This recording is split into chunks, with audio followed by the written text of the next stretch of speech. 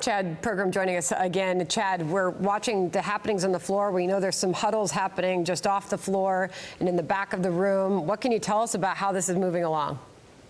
Yeah, this is kind of what we expected to have happen if they didn't get a speaker on the first ballot, is that Mike Johnson would have to have individual conversations with the members who were holdouts. And in this case, you have Ralph Norman, the Republican from South Carolina, and Keith Self, the Republican from Texas. They went to the back of the House chamber into something called the cloakroom.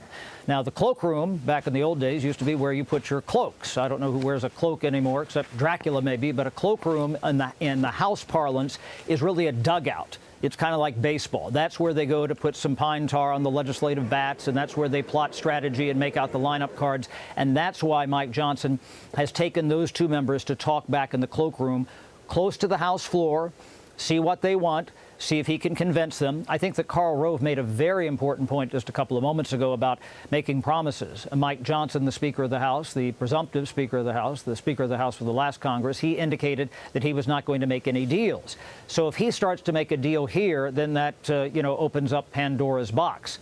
This is where, in a narrow Congress, you have potentially 435 Joe Manchins, meaning they can all weigh in on every single bill, especially on the Republican side, and say, you want my vote on this? Well, I want X or I want Y. And that's precisely what's happened on this Speaker's vote. And that's why it's both beneficial to Mike Johnson maybe to get the Speaker's gavel to make a deal, but it could be a negative because this comes back to bite him later. This is exactly the trouble that Kevin McCarthy had. You know, if you go back a couple of years ago on that 15th ballot in the wee hours of that Saturday morning, he made a deal with Matt Gaetz that they would keep the motion to vacate the chair to call for a new speaker at one vote.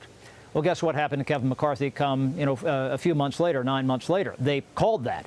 If we do ever get a Speaker of the House today, they will probably vote today or maybe tomorrow or Monday on a rules package.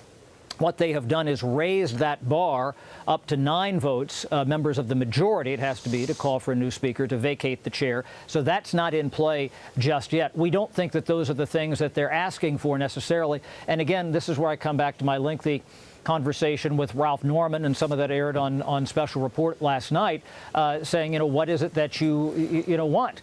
And a lot of times when you talk to some of these members, they can never tell you precisely what they want. And that has been the criticism. And this is where you start to get into this internecine warfare between different factions. If this goes to another round and they don't elect a speaker, all of the Mike Johnson people are going to absolutely breathe fire at these 3 holdouts, or if there's others who, cause problems, members of the Freedom Caucus, whatnot.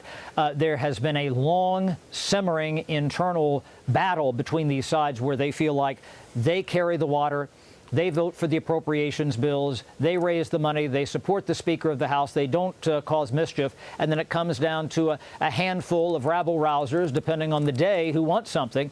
And again, that does not bode well for trying to govern this small majority in the House of Representatives. So again, we're still waiting for them ostensibly to go to this second vote. I have been told that they have been, the whip notices have gone out to both sides that they need everybody to get back onto the floor. And the other thing that you'll notice, a lot of people might be asking when they see the pictures here, why are all these kids on the floor? Well, it's kind of a custom here at the Capitol, especially among freshman members, to bring their kids, bring their family. An historic moment. They never got to see a speaker elected when we were here 2 years ago going through this dance.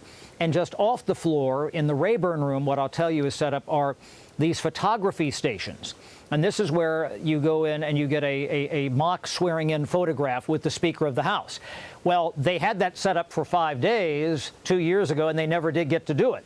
That's set up now because you don't know who the Speaker of the House is going to be. They do the actual swearing-in on the floor, and then they come and pose with their Bible or whatnot in the mock swearing-in. So they might not get to that today with the families, Brett.